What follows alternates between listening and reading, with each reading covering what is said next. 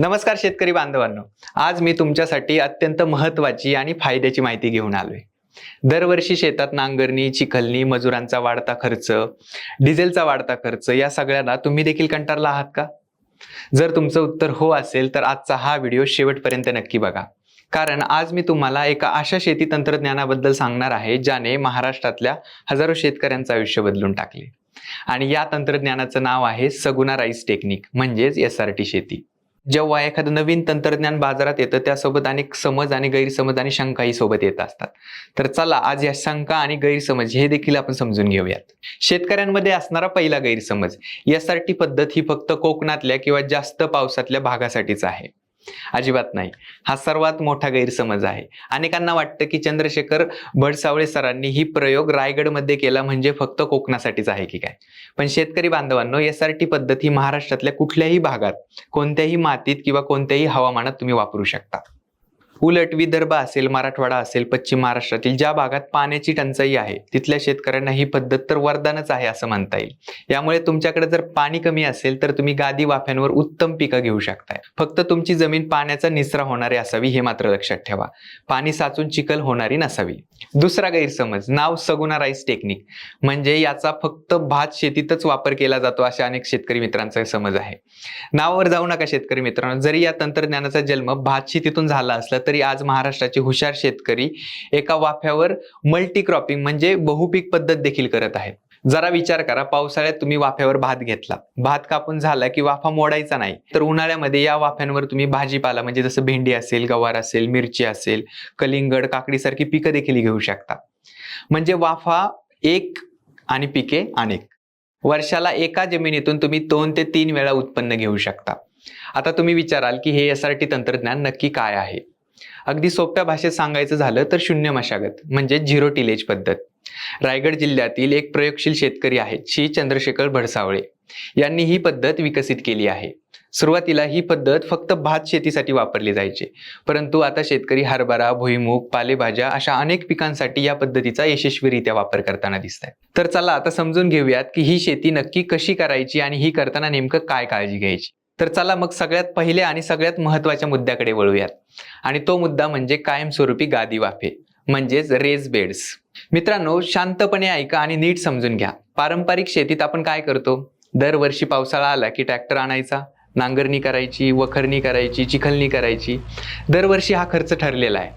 पण सगुना rice technique म्हणजेच SRT मध्ये तुम्हाला दरवर्षी नांगरणी करायचीच नाहीये. अगदी बरोबर ऐकलं तुम्ही. तुम्हाला तुमच्या शेतात फक्त एकदाच ट्रॅक्टरने किंवा हाताने गादी वाफे तयार करून घ्यायचे. आणि एकदा हे वाफे तयार झाले की मग पुढची 5 ते 6 वर्ष, हो सलग 5 ते 6 वर्षे हे वाफे अजिबात मोडायचे नाहीयेत. आणि त्यावर पुन्हा ट्रॅक्टर सुद्धा चालवायचा नाहीये. आता तुम्ही विचाराल की हे वाफे नक्की कसे बनवायचे आणि याचं नेमकं गणित काय? तर तेही अगदी सोप्या भाषेत समजून घेऊयात. नंबर 1, वाफ्यांची रुंदी. आपल्याला साधारण 1 मीटर म्हणजे 3.5 फूट रुंदीचे वाफे बनवायचे आहेत. दुसरं येतं 2 वाफ्यांमधलं अंतर. 2 वाफ्यांच्या मध्ये 1 फूट रुंद आणि अर्धा फूट खोल अशी छान चर तयार करायची आहे. ही चर कशासाठी? तर पाण्याचा निचरा होण्यासाठी आणि आपल्याला शेतामधून चालण्यासाठी रस्ता मिळण्यासाठी. तिसरं, लांबी. तुमच्या शेताच्या आकारानुसार तुम्ही वाफेची लांबी कितीही ठेवू शकता. पण इथे एक मोठी गोष्ट आहे की ज्याची तुम्हाला काळजी घ्यायची. हे वाफे 5 ते 6 वर्ष राहणार असल्यामुळे पहिल्यांदा बनवताना मोजमाप अगदी पट्टीने मोजल्यासारखं अचूक करायचे. वाफा कुठेही वाकडा तिकडा किंवा उंच सकल होता कामा नये. एकदम सपाट आणि सुबक वाफे आपल्याला तयार करायचे. आणि याचे काय फायदे आहेत ते देखील आपण पाहूयात. पहिला फायदा म्हणजे काय? दरवर्षी नांगरणीचा, चिखलणीचा आणि डिझेलचा खर्च शून्य होतो. दुसरा फायदा म्हणजे चिखलणी करायची नसल्यामुळे मजुरांची गरज भासत नाही. आणि तिसरा आणि सर्वात महत्त्वाचा फायदा म्हणजे काय? तर जमीन नांगरली नाही तर तिथली माती वाहून जात नाही. जमिनीचा कस वर्षानुवर्ष टिकून राहतो. आता वळूया आपल्या दुसऱ्या आणि अत्यंत महत्त्वाच्या मुद्द्याकडे. तो म्हणजे SRT साच्याचा, ज्या SRTच्या फ्रेम आहेत त्याचा वापर. आता शेतकरी बांधवांनो, पारंपरिक शेतीत आपण काय करतो? भाताची लागवड करायची असेल तर वाकून वाकून आपल्या पाठीचा कणा दुखेपर्यंत मजुरांकडून आपण लावणी करून घेतो. कधी 2 रोपांमधलं अंतर जास्त होतं तर कधी 2 रोपांमधलं अंतर कमी होतं. पण SRT पद्धतीने हे काम अगदी सोपं आणि अचूक करून ठेवले. हे तुम्ही जाणून घेतलं तर थक्क व्हाल. यासाठी वापरले जाणारे एक विशेष लोखंडी साचा. आता हा साचा म्हणजे दुसरं तिसरं काही नसून एक हलकी चौकोनी लोखंडी फ्रेम असते. या फ्रेमला खालच्या बाजूने ठराविक अंतरावर छोटे छोटे टोकदार दाते किंवा लोखंडी खिळे बसवले जातात. आता हा साचा वापरायचा कसा? अगदी सोपं आहे. आणि जे गादी वाफे आपण तयार केले आहेत त्या वाफ्यांवर हा साचा फक्त ठेवायचा आहे. मग हाताने असेल किंवा पायाने असेल तो आपल्याला हलकासा दाबायचा आहे आणि साचा उचलला तर आपल्याला एक जादू दिसेल. वाफ्यावर अगदी एका रेषेत आणि सारख्या अंतरावर सुंदर छिद्रे किंवा पंचेस झालेले आपल्याला दिसतील. आता या साच्याचं गणित कसं आहे ते आपण एकदा समजून घेऊयात. 2 ओळींमधलं अंतर 25 सेंटीमीटर असतं. 2 रोपांमधलं अंतर 25 सेंटीमीटर असतं. म्हणजे बघा की प्रत्येक छिद्र हे 25 बाय 25 सेंटीमीटरच्या परफेक्ट अंतरावर पडतं. या छिद्रामध्ये आपल्याला काय करायचे, जर तुम्ही भात लावत असाल तर प्रत्येक छिद्रात भाताची 2 ते 3 बियाणं हाताने टोचायची आहेत आणि वरून हलकीशी माती किंवा जर तुमच्याकडे शेणखत वगैरे असेल तर ते टाकून ते छिद्र बुजवायचे. आता तुम्ही म्हणाल की ही इतकी मोजमाप करून नेमकं फायदा काय? तर याचे 3 सर्वात मोठे फायदे आहेत ते देखील आपण पाहणार आहोत. पिकाची एक समान वाढ, प्रत्येक रोपाला वाढण्यासाठी सारखीच जागा मिळते, त्यामुळे कोणतंही रोप लहान राहत नाही किंवा मोठं होत नाही. याच्यामुळे सगळी पिकं एकत्र एकाच उंचीची आणि जोमदार येतात. 2 नंबर हवा आणि सूर्यप्रकाश. 2 ओळींमध्ये योग्य अंतर असल्यामुळे पिकात हवा खेळती राहते आणि प्रत्येक पानाला भरपूर सूर्यप्रकाश मिळतो. यामुळे पिकावर रोग आणि किडींचा प्रादुर्भाव खूप कमी प्रमाणात होतो. तिसरं, खतांची बचत. सगळ्यात भारी गोष्ट म्हणजे आपण जी खत देतो, युरिया विकेट्स असेल किंवा गोळी खत असेल, ते फेकून न देता थेट त्या छिद्रामध्ये बियाणांसोबत आपण देतो. यामुळे खत वाया जात नाही आणि ते थेट पिकाच्या मुळापर्यंत जाऊन पोहोचतं आणि यामुळे आपला खतांवरचा खर्च आहे तो देखील कमी होतो. म्हणजे बघा की मजुरांची कटकट मिटली, पाठीची दुखापत थांबली आणि अचूक अंतरामुळे उत्पादनात देखील भरघोस वाढ झाली. तर आहे की नाही मग कमाल? चला आता वळूयात आपल्या तिसऱ्या आणि अतिशय महत्त्वाच्या मुद्द्याकडे, तो म्हणजे पिकांचे अवशेष, ज्याला आपण क्रॉप रेसिड्यूज म्हणतो. याचं व्यवस्थापन. मित्रांनो, आपण पिढ्यानपिढ्या काय करत आलोय की शेतातलं एखादं पीक कापून घेतलं की उरलेली जी धाटे असतात ती आपण उपटून काढतो किंवा मग सरळ शेतात पेटून देतो. पण यासाठी शेतीत याचा थोडासा नियम वेगळा आहे. पिकाचे अवशेष चुकूनही जाळायचे नाहीत आणि जमिनीतून ते उपटायचे देखील नाहीयेत. आता तुम्ही विचाराल की भाऊ, हे सुकलेली धाटं जी आहेत ती शेतात तशीच ठेवून काय फायदा होणार आहे? तर यामागचं थोडंसं शास्त्र समजून घेऊयात. जेव्हा आपण जुन्या पिकाची कापणी करतो तेव्हा त्याची मुळं जमिनीच्या आत तशीच राहतात. नांगरणी करायची नसल्यामुळे ही मुळं जमिनीच्या पोटात हळूहळू कुजतात आणि यामुळे काय होतं माहितीये? पहिलं म्हणजे शेतीत नैसर्गिकरित्या सेंद्रिय कर्ब म्हणजे ज्याला आपण ऑर्गॅनिक कार्बन म्हणतो तो वाढतो, जो जमिनीचा पोत सुधारण्यासाठी अमृत मानला जातो. दुसरं म्हणजे ही मुळं कुजल्यामुळे जमिनीत बारीक बारीक असंख्य छिद्र तयार होतात.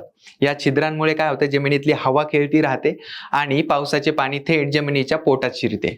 तिसरं आणि सर्वात भारी, या कुजणाऱ्या मुळांमुळे जमिनीखालील आपले नैसर्गिक मित्र म्हणजेच आपली गांडुळांची संख्या लाखोंनी वाढते. ही गांडुळं तुमची शेती 24 तास मोफत भुसभुशीत करत असतात. पण शेतकरी मित्रांनो, एवढ्यावरच थांबायचं नाहीये. आता तुमच्या डोक्यात फार मोठा प्रश्न नक्कीच फिरत असणार आहे. मला माहितीये तुम्ही काय विचार करताय. आता तुम्ही म्हणणार की अरे भाऊ, हे सगळं ठीक आहे, पण जर आम्ही शेत नांगरलंच नाही किंवा जर चिखलणी केलीच नाही तर मग त्या नको असलेल्या गवताचं म्हणजेच तणाचं काय करायचं? शेतात पिकापेक्षा गवतच जास्त वाढेल की? शेतकरी मित्रांनो, तुमचा हा प्रश्न अगदी 100% बरोबर आहे. म्हणूनच SRT तंत्रज्ञानात तण नियंत्रणासाठी अतिशय उत्तम आणि सोपी पद्धत ठरवून दिलेली आहे. इथे आपल्याला काय करायचंय तर योग्य तणनाशकाचा योग्य वापर करायचा आहे. आता हे नक्की कसं करायचं त्याचे देखील 2 टप्पे आहेत. ते टप्पे आपण समजून घेऊयात. टप्पा 1, पीक पेरणीपूर्वी आपण गादी वाफे तयार केले की त्यावर लगेच पाणी सोडायचं. पाणी मिळाल्यामुळे काय होतं, जमिनीत असणारे गवताचे 1-2 बीज आहेत ते अंकुरून वरती येतात आणि हे गवत 2 ते 3 पानांवर आलं की तज्ञांच्या सल्ल्याने त्याच्यावर योग्य अशा तणनाशकाची फवारणी आपल्याला करायची. यामुळे काय होणार आहे, आपलं उगवलेलं जे गवत आहे ते मुळासकट जळून खाक होणार आहे. 2 नंबरचा टप्पा आहे पेरणीनंतरचा. बियाणे टोकन केल्यानंतर लगेच 24 ते 48 तासाच्या आत जमिनीवर गवताचे बी उगू नये म्हणून प्री एमर्जन्स तणनाशकाची फवारणी आपल्याला करायची. यामुळे काय होणार आहे, नवीन गवत उगवणारच नाहीये. पण शेतकरी मित्रांनो, इथे 2 मोठ्या गोष्टीची काळजी आपल्याला घ्यायची, नाहीतर आपलं नुकसान देखील होऊ शकतं. नंबर 1 की जमिनीत ओलावा असावा. म्हणजे जेव्हाही तुम्ही तणनाशक फवारणार आहात तेव्हा जमिनीत चांगला ओलावा किंवा ती जमीन भिजलेलं असणं अत्यंत गरजेचं आहे. सुक्या जमिनीवर जर तुम्ही तणनाशकाची फवारणी केली तर ते औषध अजिबात काम करणार नाही. प्रमाण अचूक ठेवायचे. आपल्या मनाने किंवा औषध दुकानदाराच्या सांगण्यावरून डोस ठरवू नका. कृषी विज्ञान केंद्र असेल किंवा कृषी तज्ञांनी जे प्रमाण सांगितलंय त्या प्रमाणातच ते औषध त्या पाण्यात टाकायचे. जर तुम्ही पहिल्या वर्षात तणाचं व्यवस्थित गणित आणि सांभाळलं किंवा तणाचं व्यवस्थापन केलं तर पुढच्या वर्षी तुम्हाला कमालीचं तण कमी होताना दिसून येईल. खर्चही कमी होईल आणि मजुरांचा त्रासही संपेल. आता येऊयात चौथ्या आणि सर्वात क्रांतिकारी बदलाकडे, तो म्हणजे पाणी आणि खतांचं व्यवस्थापन. शेतकरी मित्रांनो, आपल्याकडे पिढ्यानपिढ्या एक समज चालत आलाय की भात शेती करायची म्हणजे शेतात पाणी तुडुंब भरलेलं असायला हवं, फार बेडूक उड्या मारतील इतकं पाणी शेतात साचायला पाहिजे. पण शेतकरी मित्रांनो, हा आपला खूप मोठा गैरसमज आहे. भात पाण्यामध्ये वाढणारं पीक नाही, तर त्याला फक्त भरपूर ओलावा लागतो, हे मात्र लक्षात घ्यायचे. आणि हाच निसर्गाचा नियम समजून घेतला SRT तंत्रज्ञानाने. आता नीट समजून घेऊयात की SRT मध्ये पाणी कसं द्यायचं. आपण जे गादी वाफे बनवले आहेत ना, त्याच्यामध्ये ज्या ट्रेंचेस पाडले आहेत, आपल्याला फक्त पाणी त्याच्यामध्ये सोडायचे. आणि हो, पाणी वाफ्यावर वरपर्यंत चढवायचं नाहीये. चऱ्यांमध्ये पाणी सोडलं की काय होईल, मातीच्या अंगभूत गुणामुळे, ज्याला आपण काय म्हणतो कॅलिपरी ऍक्शन जे म्हणतो, त्याच्यामुळे पाणी काय होईल, खालून हळूहळू शोषलं जातं आणि वाफ्यांना आतून छान ओलावा मिळतो. वाफ्यांचा वरचा पृष्ठभाग जरी थोडाफार कोरडा दिसत असेल ना, तरी वाफेच्या आतमधली माती माऊसर आणि ओलसर राहते. याचे फायदे काय होतात माहितीये? पाण्याची 50% बचत होते. पारंपरिक पद्धतीपेक्षा तब्बल निम्मे पाणी वाचतं. ज्याच्याकडे पाण्याची कमतरता आहे त्याच्यासाठी तर ही गोष्ट वरदानच आहे असं म्हणावं लागेल. नंबर 2, जमीन सुपीक राहते. शेतात जर पाणी साचून राहिलं नाही तर जमिनीत काय होतं, हवा कोंडत नाही, मुळांना व्यवस्थित ऑक्सिजन मिळतो आणि पीक सडत नाही. आता राहिला प्रश्न खतांचा. आपण पारंपरिक शेती पद्धतीत काय करायचो, युरिया असेल किंवा एखादं खत जर शेतात टाकायचं असेल तर आपण फेकून म्हणजे ब्रॉडकास्टिंग करून देतो. यामुळे काय होतं, यातलं निम्म खत पाण्यात वाहून जातं, लिचिंग होतं, निम्म खत हवेत उडून जातं किंवा पिकाला मिळत नाही, आणि पिकाला मिळतं तर ते अगदी थोडंसं मिळतं. ह्याने काय होतं, आपल्या पैशाचं नुकसान होतं. पण SRT मध्ये आपण काय करतो, आठवा, वाफ्यावर आपण काय केलेलं, सुंदर छिद्र पाडलेली आहेत त्या फ्रेमच्या साहाय्याने. आता खत देताना आपल्याला बाजारात मिळणारे गोळी खत असेल किंवा युरिया बिकेट्स असतील, या द्यायच्यात. बियाणं टोचताना आपण काय करायचं, रोपं लावताना किंवा बियाणं टोचताना प्रत्येक छिद्रामध्ये बियाणांसोबत गोळी 2 ते 3 सेंटीमीटर पर्यंत दाबून टाकायची.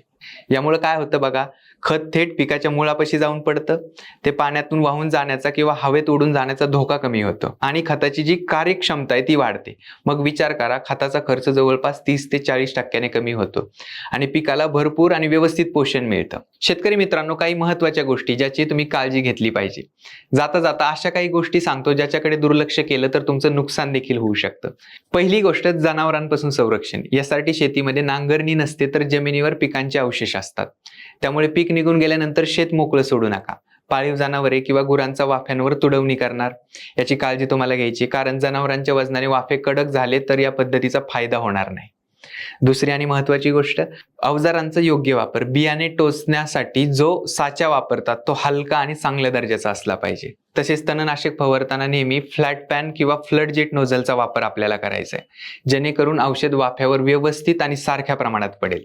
तिसरी गोष्ट, संयम. रासायनिक शेतीकडून आपण सजीव शेतीकडे जातोय, म्हणजे जसं माणसाला बदलण्यासाठी वेळ लागतो तसं जमिनीला देखील वेळ लागतो. पहिल्या वर्षी कदाचित तुम्हाला नेहमीपेक्षा जास्त मेहनत वाटेल, पण दुसऱ्या आणि तिसऱ्या वर्षी जेव्हा जमीन गांडुळाप्रमाणे मऊ होईल तेव्हा तुम्हाला कष्ट तुमचे पूर्णपणे संपतील. मित्रांनो, या SRT तंत्रज्ञानामुळे तुमचा मजुरीचा, पाण्याचा आणि डिझेलचा खर्च 50% अधिक वाचतो. जमिनीचा पोत सुधारतो आणि एकाच वाफ्यावर तुम्ही वर्षाला सहज 2 ते 3 पिकं घेऊ शकता. पण शेतकरी मित्रांनो, तुम्हाला एक माझी कळकळीची विनंती आहे. उद्याच जाऊन शेतात प्रयोग करण्यापूर्वी किंवा नुसते व्हिडिओ पाहून काम सुरू करू नका. सगुणाबाग, नेरळ येथे जाऊन किंवा आधीपासून SRT तंत्रज्ञानाने शेती करणाऱ्या अनुभवी शेतकऱ्यांचे 1-2 दिवसाचे जे प्रशिक्षण असतं ते तुम्ही घ्या. आजची ही माहिती जर तुम्हाला आवडली असेल तर ती इतर शेतकरी मित्रांसोबत नक्की शेअर करा. तुम्हाला या पद्धतीबद्दल आणखी काही प्रश्न असतील तर खाली कमेंटमध्ये लिहून नक्की कळवा आणि आम्ही त्याचा नक्कीच उत्तर देण्याचा प्रयत्न करू. तर शेतकरी मित्रांनो, भेटूया पुढील भागात अशाच नवीन विषयासोबत. धन्यवाद.